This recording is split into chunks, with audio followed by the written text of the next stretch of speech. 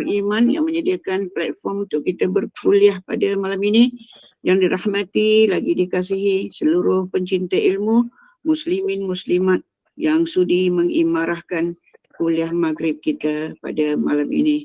Alhamdulillah, segala puji dan syukur kepada Allah Subhanahu Wa Taala dengan limpah kurnianya, dengan rahmatnya, dengan umur yang barakah yang telah Al-Kurniakan, kita dipertemukan lagi pada malam ini. Mudah-mudahan mendapat restu, diberkati dan dapat melaksanakan ibadah, dapat menimba ilmu bersama dengan Al-Fadil Ustaz Dr. Haji Ashraf Suharin sebentar lagi.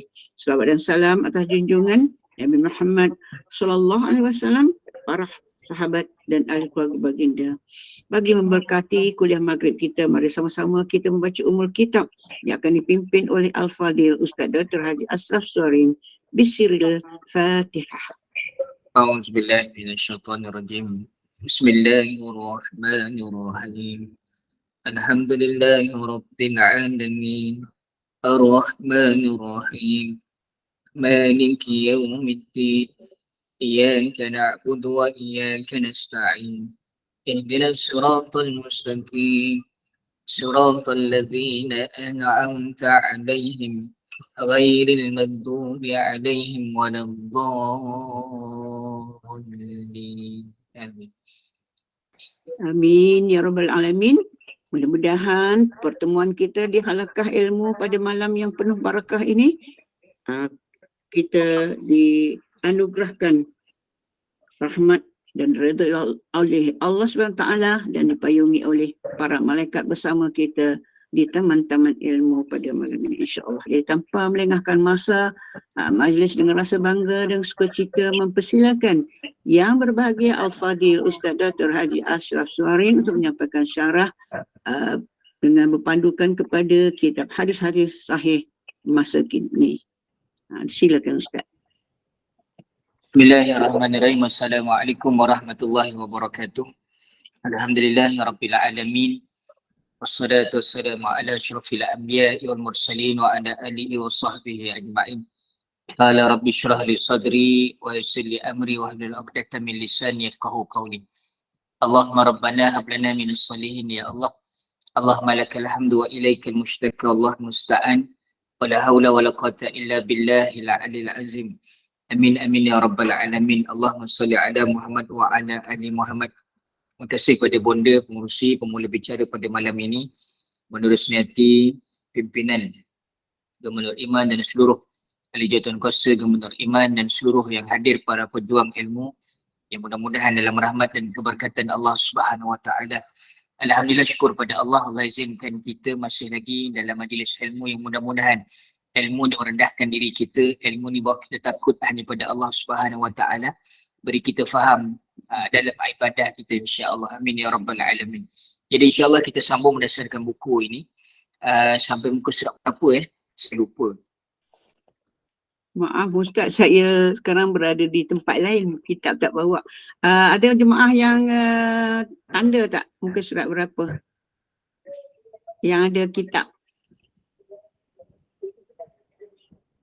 Ada tanda tak Sekejap. Ustaz, muka Maaf, surat muka surat 155. Satunya yang baca yang 154 tu kot juga sabda baginda tu. 154 tapi yang ni 155 Ustaz kena baca ni, ketiadaan imam solat berjemaah. Bermakna tajuk yang baru Ya, tajuk baru. Baik, terima kasih. Jadi seluruh yang dirahmati Allah, kita sambung ingatan Nabi sallallahu alaihi wasallam. Bila sebut ingatan Nabi ini antara tanda-tanda kiamat itu semakin dekat, kiamat itu semakin tiba. Dan di sebalik gambaran ini kita ambil pengajaran, ambil iktibar. Nak tak nak kita kena harum, nak tak nak kita kena lalui bagaimana doa diajar oleh Nabi sallallahu alaihi wasallam ketika kita tahiyat akhir sebelum kita bagi salam. Allahumma inni a'udzubika min adzabi jahannam wa min adzabil qabri wa min fitnatil mahya wal mamat wa min syarril fitnatil masih dajjal. Ya Allah, peliharalah aku daripada azab neraka, azab kubur, Fitnah waktu hidup dan mati. Fitnah waktu hidup dan mati. Dalam keadaan lalai, dalam keadaan jauh daripada Allah, itu namanya fitnah. Mati pun dalam keadaan jauh daripada Allah juga satu fitnah. Dan wa min syarril fitnatil masih dajjal, dan minta hindar daripada fitnah dajjal yang bawa kepada kerosakan. Baik seluruh yang dirahmati Allah, kita lapangkan dada, kita tadabbur sama-sama tajuk ni, ketiadaan imam solat berjemaah. Ketiadaan imam solat berjemaah. Solat adalah tiang tegaknya keislaman. Ia menjadi batas pemisah antara kekafiran dan keimanan. Solat itu yang beza. Dia antara kafir, kufur, begitu juga di antara keimanan Islam. Ia penanda pembeza antara orang Muslim dengan orang kafir. Salat merupakan wasilah media membina kedekatan dan hubungan dengan Allah. Salat adalah jarak terdekat di antara seorang hamba dengan Tuhannya.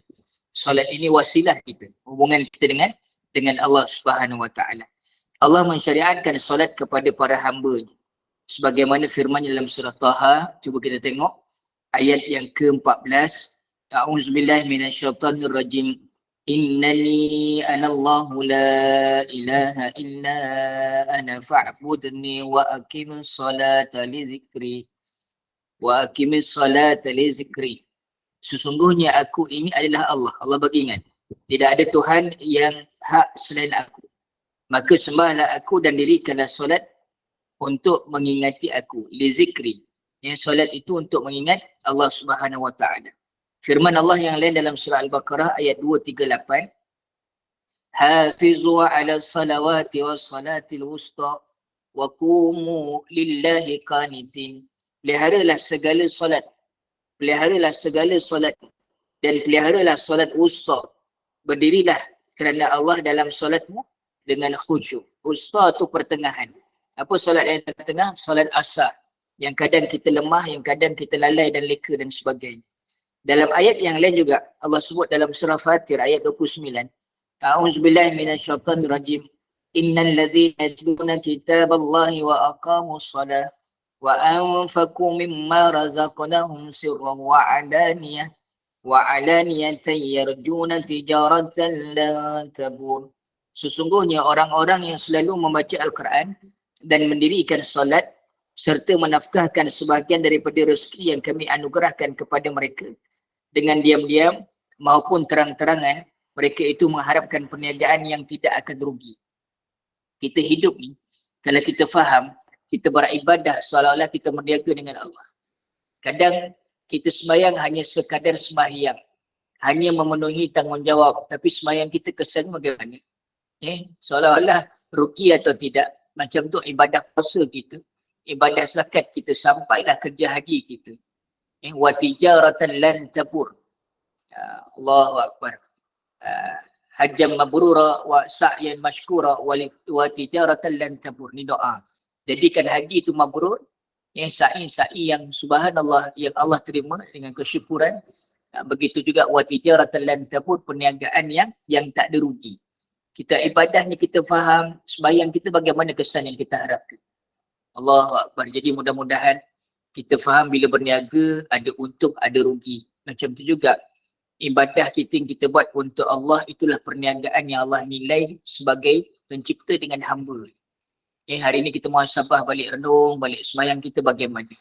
Sembahyang yang benar-benar ikhlas, sembahyang yang benar-benar khusyuk, sembahyang yang benar-benar bentuk peribadi atau sekadar sembahyang.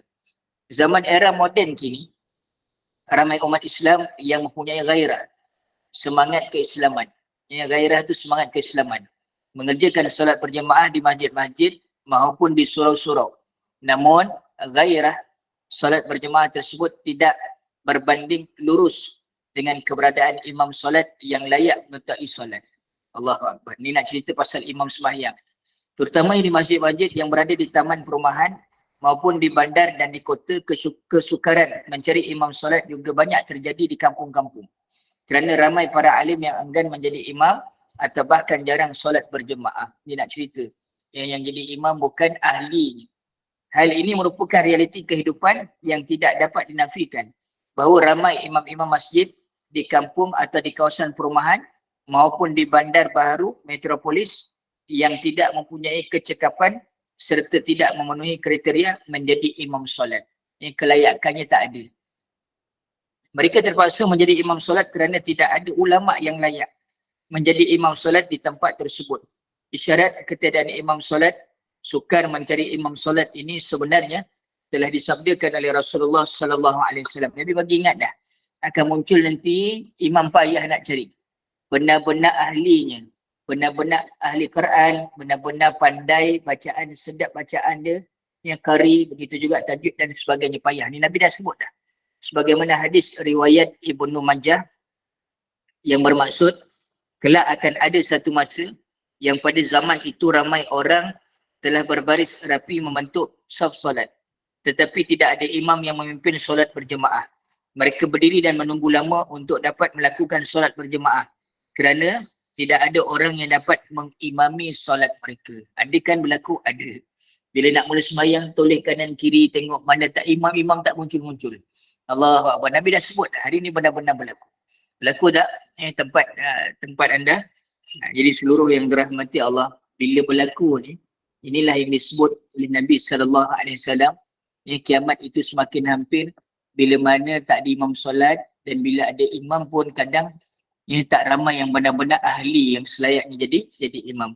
Perihal kriteria imam solat menurut Abu Mas'ud Al-Ansari berdasarkan sabda Rasulullah SAW dalam hadis riwayat Bukhari yang bermaksud yang berhak mengimami solat adalah orang yang paling baik atau paling banyak hafalan Qurannya.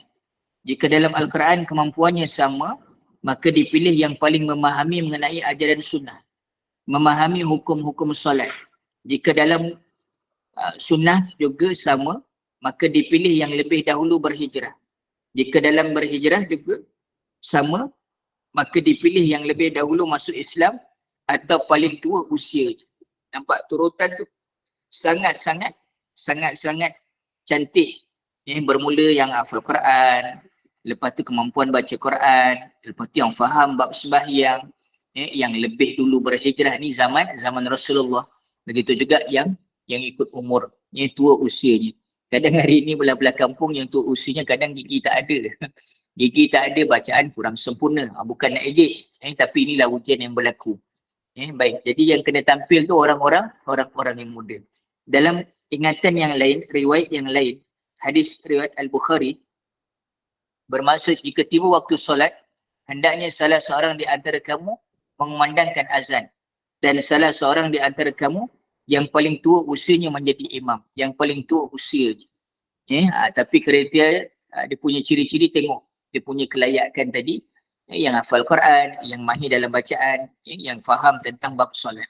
Tapi diutamakan yang tua. Tapi kalau yang tua dia uzur, lebih utamakan yang muda, yang layak benar-benar. Baik, Risalah Islam memperhatikan secara teliti kriteria imam solat berjemaah kerana ibadah solat merupakan teras syariat Islam serta merupakan tiang agama, dan jika salah memilih imam solat boleh menyebabkan solat tidak bernilai di hadapan Allah, tak sah sembahyang. Hal ini disabdakan oleh Rasulullah SAW, hadis riwayat Ibnu Majah yang bermaksud 3 golongan yang tidak terangkat solat mereka. Dengar baik-baik. 3 golongan yang solatnya umpama tidak diterima oleh Allah Subhanahu Wa Taala lebih 1 jengkal dari kepala mereka, iaitu seseorang menjadi imam satu kaum yang membencinya. Jadi imam tu orang tak suka, jemaah tak suka, perangai dia buruk. Bermakna sembahyang ni tidak diterima oleh Allah Subhanahu Wa Taala. Masuk benci ni mungkin perangainya tak elok, mungkin tak layak dan sebagainya. Allah Akbar. Itu sebab nak jadi imam bukan mudah-mudah. Bukan mudah-mudah. Ada dia punya kelayakan, ada dia punya keutamaan, dia kena faham. Bukan hanya itu, tapi disukai atau tidak. Lain daripada itu, kehadiran imam solat bukan semata-mata untuk memimpin solat berjemaah, tetapi juga menjadi pembimbing dan pengajar serta teladan bagi para jemaah solat dalam menerapkan nilai Al-Quran dan sunnah Nabi SAW. Jadi seluruh yang dirahmati Allah, kita renung, kita amati fakta kehidupan umat Islam di era moden ini. Ramai imam solat di masjid-masjid, di taman perumahan maupun di kota Bahkan di kampung-kampung yang tidak mempunyai kecekapan menjadi imam solat. Apa maksud dia? Bacaan Al-Quran yang tidak elok. Tidak memahami hukum-hukum agama berhubung masalah solat. Tidak memahami adab-adab imam solat berjemaah dan lain-lain. Allahu Akbar.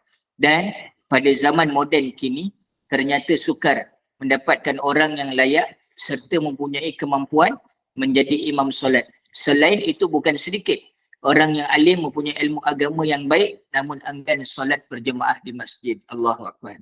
Jadi apa yang kita dengar ni, kita tadabbur ni, inilah yang berlaku realitinya hari ini. Ada yang jadi imam tapi tak pakar, tak ada kepakaran, tak ada kelayakan. Ada yang pakar, tak nak pula sembahyang di masjid, tak nak ke depan jadi imam dan sebagainya. Inilah masalah, inilah yang berlaku ingatan daripada Nabi SAW. Selesai satu tajuk berkaitan ketiadaan imam. Jadi saya buka, ada soalan, silakan.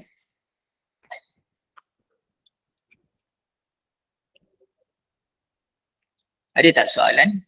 Kita sambung tajuk yang seterusnya. Satu tajuk lagi insya-Allah. Cuma ada soalan nak tanya ke berkaitan dengan tajuk ketiadaan imam solat berjemaah? Kalau tak ada, Ustaz boleh teruskan dengan topik seterusnya. Ustaz, Assalamualaikum. Waalaikumsalam warahmatullahi. Ustaz, kalau terjadi macam tu, jemaah macam mana Ustaz? Contohlah bila kita dekat tempat kita tu ada orang yang lebih alim tapi dia tak nak jadi imam. Lepas tu imam, macam Ustaz cakap tadi, jemaah tu macam mana Ustaz? Itu sebab Ikut kena usaha. Pihak masjid atau pihak surau tu kena usaha. Contoh bincang dengan apa yang faham, yang pakar. Boleh jadi kadang yang pakar tu terikat dengan tugas di luar.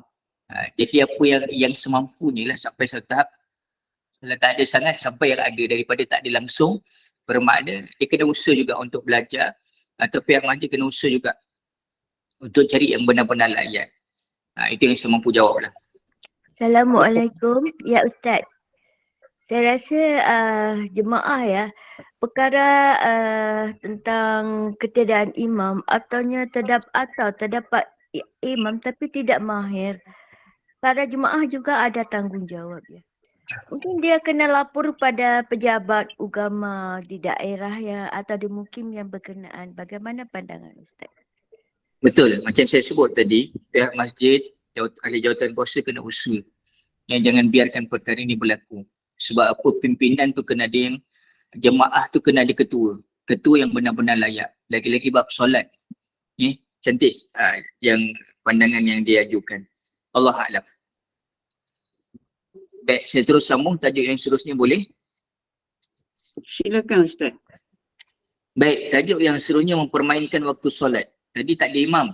Ini masih lagi bab solat, tapi mempermainkan waktu solat. Orang yang mempermainkan solat, dia secara terbuka menunjukkan sifat hipokrit, munafik dan perbuatan kufur. Ini bahasanya main-mainkan solat. Ini secara terbuka. Dalam keadaan inilah yang disebut sebagai hipokrit atau munafik dan perbuatan ciri-ciri kufur. Dan hanya manusia hipokrit yang mempermain-mainkan solat. Sebab orang yang tidak solat disebut kafir. Tapi orang yang main-main disebut munafik. Sebagaimana firman Allah, cuba tengok dalam surah An-Nisa, ciri-ciri orang munafik ni apa dia, ayat 142. Cuba kita tengok, kita teliti. A'udzubillahi minasyaitonirrajim. Innal munafiqina yukhadi'una Allah wa huwa khadi'uhum wa idza qamu ila salati qamu kusala yura'una an-nas wa la yadhkuruna Allah illa qalila. Sesungguhnya orang-orang munafik itu menipu Allah. Apa maksud menipu Allah? Dan Allah akan membalas tipuan mereka. Jika mereka berdiri, ini ciri-ciri orang munafik. Jika mereka berdiri untuk solat, mereka berdiri dalam keadaan malas. Dan mereka bermaksud solat mereka riak, nak tunjuk ke orang. Ri'a an-nas. Dengan solat di hadapan manusia. Dan tidaklah mereka menyebut Allah kecuali sedikit sekali. Illa qalila, sedikit. Bermakna apa? Yang namanya beriman, benar-benar fokus hati dekat keimanan ni. Benar-benar solat dia untuk Allah, bukan solat untuk dipandang manusia. Contoh kan, Orang munafik ni payah sembahyang isyak dan payah sembahyang subuh dia. Oh gelap, orang tak nampak, tak payahlah pergi. Oh subuh ni orang tak bangun lagi, ni orang munafik. Itu sebab seluruh yang dirahmati Allah, kita boleh bangun sembahyang subuh berjemaah, kita terhindar daripada sifat munafik, dan subhanallah hawa udara tak bercampur dengan orang munafik yang tak bangun subuh. Subhanallah. Hari ni kita muhasabah balik. Ni nak tengok ciri-ciri kita sembahyang macam mana, yang berdiri benar-benar kerana Allah atau dalam keadaan malas. Bila dipandang manusia barulah dalam keadaan rajin. Na'udzubillah min zalik. Orang-orang munafik tidak ikhlas. Ini ciri-cirinya. Dalam bermunajat pada Allah, mereka hanya solat jika dilihat manusia dan sengaja mempertontonkan solat mereka di hadapan manusia. Kerana itu manusia hipokrit tidak akan kelihatan pada waktu solat isyak dan subuh. Yang saya sebut tadi. Sebab pada dua waktu tersebut, suasana di sekeliling berada dalam keadaan gelap dan tidak ramai manusia yang menonton solat mereka. Gelap, tak ada orang tengok ni. Allahu Akbar, ni pemikiran orang munafik. Dalam era moden kini, ramai pentadbir masjid, takmir dan imam yang meremehkan waktu solat. Apa maksud dia? Terutamanya melewat-lewatkan waktu solat berjemaah. Pada zaman ini tidak sedikit pentadbir agama yang mempermainkan aturan ibadah sebagaimana yang diajarkan Allah dan Rasulnya, menyalahi ketetapan Al-Quran dan Sunnah. Ramai antara umat Islam yang menganggap remeh dan santai. Maksudnya leka-leka dengan waktu solat, tak segera. Ini ditangguh-tangguh. Padahal hal tersebut merupakan masalah serius dan bakal mengundang seksa daripada Allah Subhanahu Wa Taala. Ini bukan hanya kadang sendiri-sendiri, tapi berlaku di masjid. Konon nak tunggu jemaah. Allahu Akbar. Kadang kita tetapkan, kadang jemaah pun kena ambil perhatian, kena ambil kerjasama juga. Jangan lalai, jangan cuai, dalam keadaan leka, dalam keadaan sibuk lagi dengan dunia dan sebagainya. Isyarat mempermainkan waktu solat ini sebenarnya telah disabdakan Rasulullah sallallahu alaihi wasallam. Kelak kata Nabi sallallahu alaihi wasallam, sepeninggalanku banyak terjadi dalam kalangan umat ini imam-imam masjid yang bermain-main dengan waktu solat. Maka kerjakan solat tepat waktu dan jangan mempermainkan aturan beribadah yang telah ditetapkan Allah dan Rasulnya. Jika kamu datang ke masjid sedangkan imam mengakhirkan atau mengawalkan waktu solat, maka solatlah kamu tepat pada waktunya. Bila nampak keadaan ini, kitalah kena ambil inisiatif kita solat. Kalau nampak, tapi kalau dah tetap macam tu, kita faham macam itulah cara dia, tak apa, kita ikut. Tapi kalau dalam keadaan tak mula lagi, dah setengah jam, dekat 1 jam tak mula lagi, kita solat. Allah tepat pada waktunya, timing yang kena. Dan dalam hadis yang lain apa dia, ketahuilah bahawa tiada seorang pun yang bersuci lalu dia memperbaiki wuduk. Kita berhenti seketika dengan azan. InsyaAllah ni masuk waktu isyak. Di tempat saya ni dengan azan. Ni kalau dia dengan azan kita sahur dan kita banyakkan doa insyaAllah.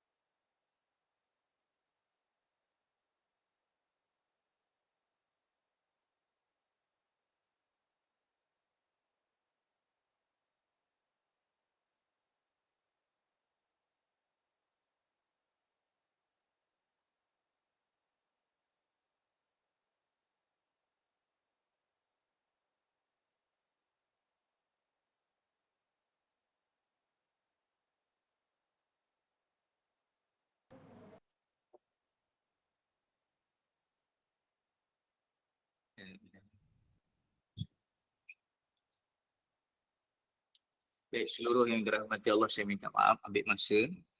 Yang kita bila dengar azan ni kita kena hormat lawangan azan, dan disebalikkan pada tu pintu langit Allah buka, Allah nak dengar doa-doa kita. Baik, seluruh yang dirahmati Allah, kita sambung balik sikit lagi. Nabi bagi ingat dalam hadis riwayat Muslim yang bermaksud ketahuilah bahawa tiada seorang pun yang bersuci lalu dia memperbaiki wuduknya kemudian dia pergi ke masjid untuk mendirikan solat berjemaah. Bersuci dan segera ke masjid untuk mendirikan solat berjemaah, apa dia? Melainkan Allah akan menulis kebaikan bagi setiap langkah yang dia ayun. Setiap langkah dia nak menuju ke rumah Allah.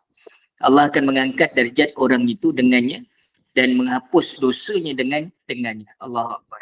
Allah hapuskan dosa dan Allah angkat darjat seseorang yang bersuci lalu pergi rumah Allah untuk mendirikan solat berjemaah. Kami telah menyaksikan orang-orang di antara kami para sahabat tidak ada seorang pun antara mereka yang tertinggal daripada solat berjemaah tepat waktu. Kecuali orang-orang munafik. Ni Nabi bagi tahu. Kecuali orang-orang munafik yang nyata kemunafikan mereka. Sesungguhnya aku telah menyaksikan dengan mataku ada seorang lelaki dipapah oleh dua orang lelaki untuk pergi ke masjid demi mengerjakan solat berjemaah tepat waktu. Dan lelaki itu berada di saf barisan solat berjemaah walau kakinya mengalami kecacatan kekal. sampai kena papa pun, perlu dipapa pun kena pergi ke masjid. Jadi seluruh yang dirahmati Allah. Tajuk awal tadi berkaitan tak ada imam. Tajuk ini mempermain-mainkan waktu solat. Mempermain-mainkan waktu solat. Allahu Akbar. Jadi seluruh yang dirahmati Allah, kita muhasabah, renung balik dalam diri dan kehidupan kita, bagaimana prihatin kita tentang solat. Bagaimana cakna kita tentang solat ni. Dalam keadaan kita ambil berat ataupun kita dalam keadaan remeh-remehkan solat ni. Sebagai kesimpulan, kini cubalah berfikir dan melihat realiti kehidupan umat Islam di era moden kini. Sulitkah menemui umat Islam yang solat tidak tepat waktu? Susah tak nak jumpa? Tak susah, mudah. Yang susahkah mendapati umat Islam yang enggan solat berjemaah di masjid? Kita ni bila nampak persoalan ni, bukan nak tuju pada orang lain, pada kita sendiri. Yang kita bagaimana? Kita di masjid berjemaah atau tidak? Yang bagaimana waktu tepat atau tidak? Kadang di hujung waktu nak luput baru kita solat. Na'udzubillah min zalik.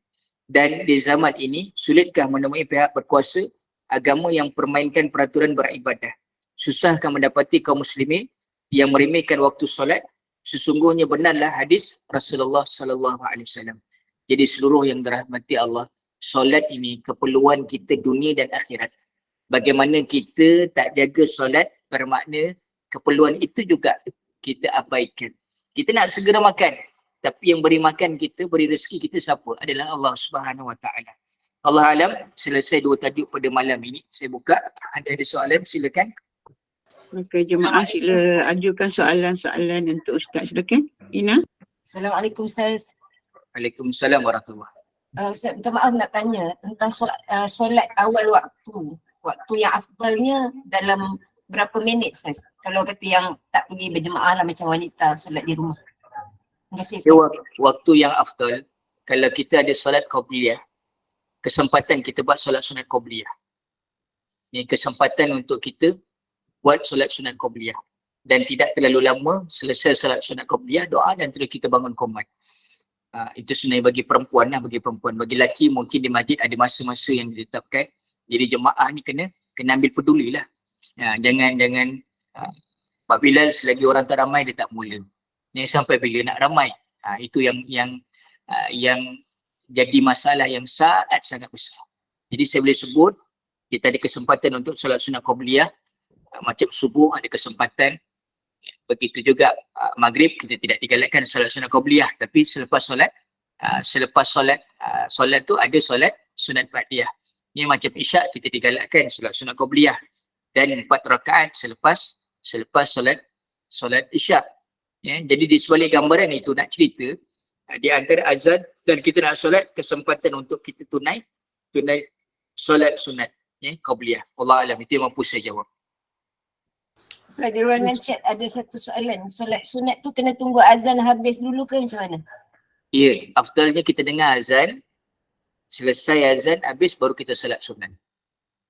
Sebab apa saya sebut tadi 2 doa yang Nabi bagi tahu Allah takkan tolak ketika hamba-Nya berdoa, ketika hujan turun dan ketika azan berkumandang. Di sebalik itu ada pintu langit Allah buka, Allah nak dengar doa-doa kita.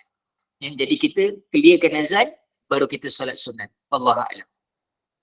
Ustaz, satu lagi. Ni saya nak sebab dalam proses memperbaiki amal kan.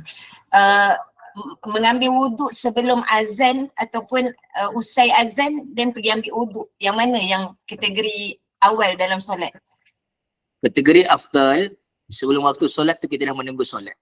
Masya-Allah. Bermakna sebelum itu yang afdal, kita menunggu waktu solat. Baik. Hari ni perasan tak? Kita dipanggil baru kita datang. Ya, betul Ustaz. Allahu Akbar. Allah panggil baru datang. Bermakna kita bagaimana? Sombong tak kita? Saya.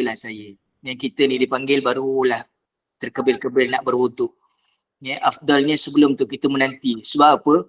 Di saat kita menanti waktu solat, di situlah ada para malaikat mendoakan kita. Allahu Akbar. Jadi bila umur kita bertambah, yang kita kena tambahkan bukan tambah tidur, bukan tambah makan, tapi tambahkan kualiti ibadah kita. Solat kita kena tambah kualiti. Itu sebenarnya. Allah alam. Itu yang boleh saya jawab. Alhamdulillah. Terima kasih banyak Ustaz. Jawapan yang sangat baik. InsyaAllah. Amin ya Rabb. Silakan ajukan soalan.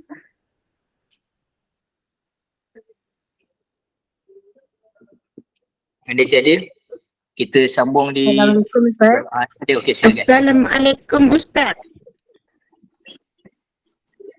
Cik Ha Waalaikumsalam. tunggu dulu bagi Puan Zakiah dulu soalan. Sila Puan Zakiah. Mengenai azan tadi, kita tunggu habis azan baru kita solat sunat tu. Kalau azan yang dalam telefon macam mana Ustaz? Kita kena tunggu juga ke ataupun boleh terus solat? Itu je Ustaz. Terima kasih. Azan telefon tu lain. Bermakna azan yang benar-benar hampir dengan kita yang real. Ya, kadang kalau kita jauh, kita tahu tu waktu apa dah masuk waktu dan kita yakin benar-benar dah ni. Dia maksud saya tadi, kita hormat azan tu bila kita dengar Allahu Akbar di situ. Ya Allah ampunkan dosa. Di situ ada dia punya barakah dia.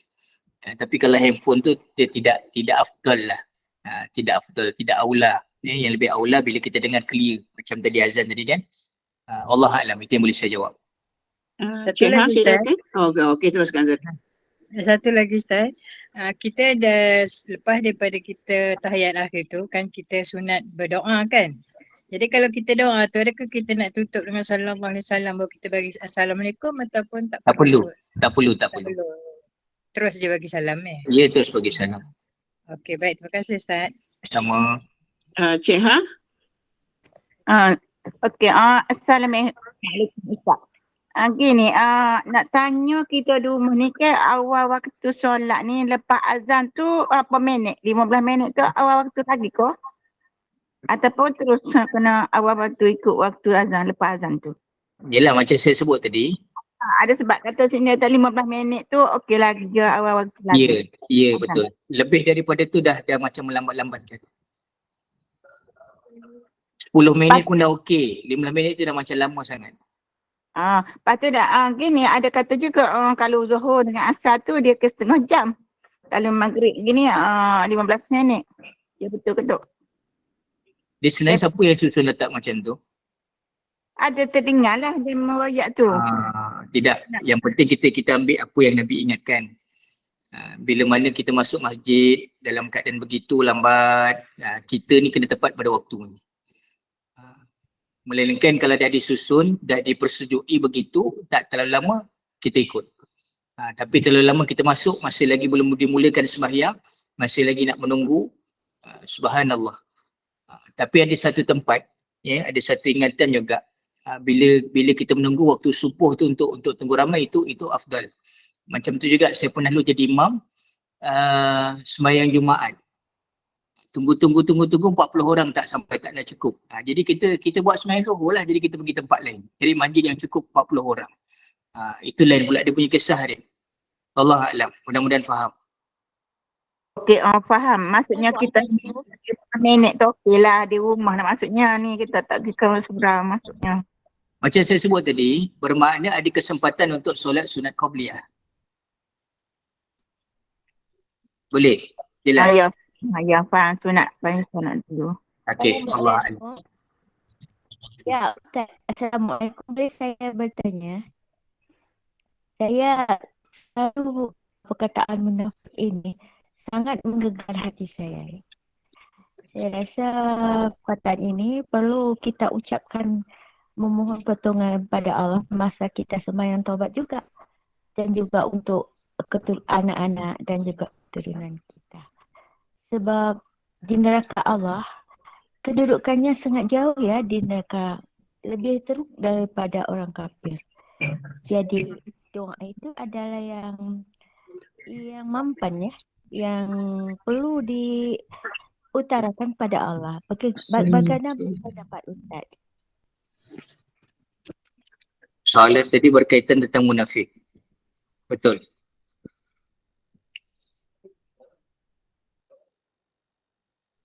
Saya boleh jawab puan yang bertanya. Maimunah. Dia soalan kurang jelas. Tapi saya boleh faham begini. Kita semua takut untuk dikategorikan munafik. Orang munafik dia tak akan masuk dalam syurga. Orang munafik terus Allah campakkan dalam neraka.